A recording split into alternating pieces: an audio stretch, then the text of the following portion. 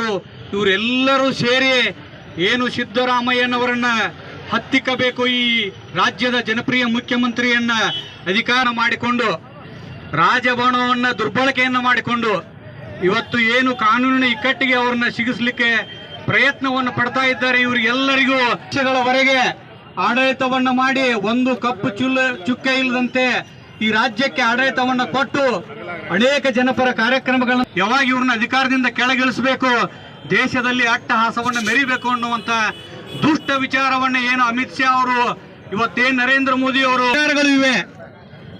ಏನು ಇವತ್ತು ಇದು ಜಾರ್ಖಂಡ್ನಲ್ಲಿ ಇರ್ಬೋದು, ಇವತ್ತು ಹಿಮಾಚಲ ಪ್ರದೇಶದಲ್ಲಿ ಇರ್ಬೋದು, ಇವತ್ತು ಬೇರೆ ಬೇರೆ ರಾಜ್ಯಗಳಲ್ಲಿ ಏನು ಬಿಜೆಪಿ ಕಷ್ಟ ಕಟ್ಟಿದ್ರು ಸೋಲಾ ಕಟ್ಟಿದ್ರು ಜಗತ್ ಜಾಹೀರಾಗೈತಿ. ನಾಚಿಗೆ ಬರ್ಬೇಕು ನಿಮಗೆ. ನೀವುಗಳನ್ನ ಮಾಡಿ ಕರ್ನಾಟಕ ರಾಜ್ಯದಲ್ಲಿ ಜನರಿಂದ ಆಯ್ಕೆಯಾದಂಥ ಸರ್ಕಾರವನ್ನು ನೀವು ಕೆಳಗಿಳಿಸಲಿಕ್ಕೆ ತೆಗಿಲಿಕ್ಕೆ ಪ್ರಯತ್ನ ಮಾಡ್ತೀರಿ ಎಂದು ನಿಮಗೆ ಸಾಧ್ಯ ಇಲ್ಲ. ಈ ವಿಚಾರವನ್ನು ನಾವು ಅತ್ಯಂತ ಉಗ್ರವಾಗಿ ಖಂಡನೆ ಮಾಡ್ತೇವೆ ಮತ್ತು ಮುಂದಿನ ದಿನಮಾನಗಳಲ್ಲಿ ಇದಕ್ಕಿಂತ ಹೆಚ್ಚಿನ ಪ್ರಮಾಣದಲ್ಲಿ ನಾವು ಅಷ್ಟೇ ಅಲ್ಲ, ಇಡೀ ಕರ್ನಾಟಕ ಜನತೆ ನಿಮ್ಮಿಂದಿದೆ.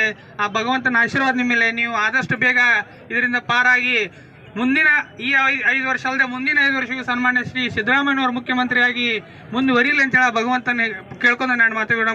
ಪಕ್ಷಕ್ಕೆ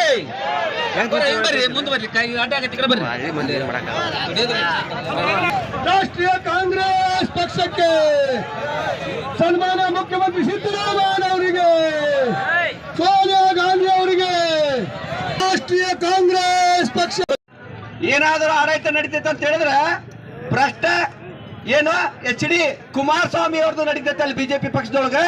ಇವತ್ತು ಬಿಜೆಪಿ ಮುಖಂಡರು ಬಹಳ ಏನೇನೋ ಮಾತಾಡ್ತಾರ, ಒಂದ್ ಕಡೆ ಸ್ಟೇಟ್ಮೆಂಟ್ ಕೊಡ್ತಾರ. ಅವರು ಯಡಿಯೂರಪ್ಪನ ಅರೆಸ್ಟ್ ಮಾಡಿದಂತ ಸಂದರ್ಭದಲ್ಲಿ ಚಪ್ಪಲಿ ಹಾರ ಯಾರಿಗೆ ಹಾಕಬೇಕು ಅಂತ ಹೇಳಿ ಕೇಳ್ತಾರ ಅವ್ರು.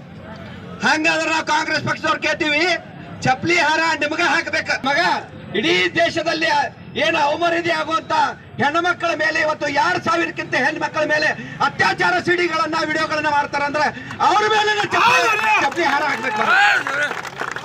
ಒಂದ್ ಕಡೆ ಹೇಳ್ತಾನವ ಏನೋ ಉಮೇಶನ ಮೇಟಿಯವರೇ, ಇನ್ನು ಕಾಂಗ್ರೆಸ್ ಪಕ್ಷದ ಹಿರಿಯ ಮಹಿಳೆಯರೇ, ಇವತ್ತಿನ ದಿವಸ ಈ ಹೋರಾಟವನ್ನು ಯಾಕೆ ಮಾಡಕತ್ತೀವಪ್ಪ ಅಂತಂದ್ರೆ, ಈ ಕರ್ನಾಟಕ ರಾಜ್ಯದಲ್ಲಿ ಒಬ್ಬ ಹಿಂದುಳಿದ ವರ್ಗದ ನಾಯಕ ಬೆಳೆದ್ರೆ ನಮಗೆ ಮುಂದಿನ ದಿನಮಾನದಲ್ಲಿ ಉಳಗಾಲ ಇಲ್ಲ ಅಂತ ಹೇಳಿ ಬಹಳ ಹೋರಾಟವನ್ನ ಮಾಡಿ ರಾಜ್ಯಪಾಲರನ್ನ ದುರುಪಯೋಗ ಪಡಿಸಿಕೊಂಡು ಬಿಜೆಪಿಗೆ ನಮ್ಮ ಈ ಕರ್ನಾಟಕ ರಾಜ್ಯದಲ್ಲಿ ಬಿಜೆಪಿಗೆ ಅಷ್ಟೇ ಅಲ್ಲ, ಭಾರತ ದೇಶದಲ್ಲಿ ನರೇಂದ್ರ ಮೋದಿಗೆ ಸರಿಸಮಾನವಾದ ನಾಯಕ ಯಾರಪ್ಪ ಅಂತಂದ್ರೆ ಸಿದ್ದರಾಮಯ್ಯ ಸಾಹೇಬ್ರ ಅಂತ ಹೇಳಿ ಎದೆ ತಟ್ಟಿ ಹೇಳ್ಕೋಬಹುದಾಗುತ್ತೆ.